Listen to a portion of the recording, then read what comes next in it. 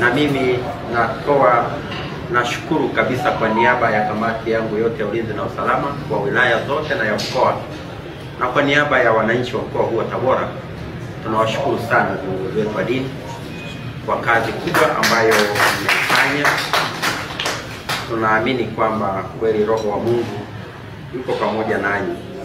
Hatimaye mlichokuwa mmekiombea katika mkoa wetu na taifa kwa ujumla, leo tunasimama hapa wote tuna nyuso za furaha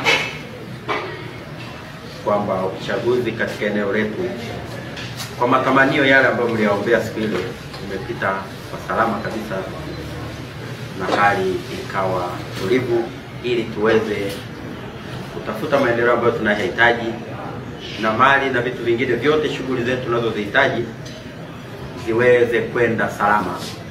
Nchi hii ni moja, serikali hii ni moja, na hakuna kitu kinafanya kazi kwa weledi kama serikali, hasa majeshi haya ya uchunguzi.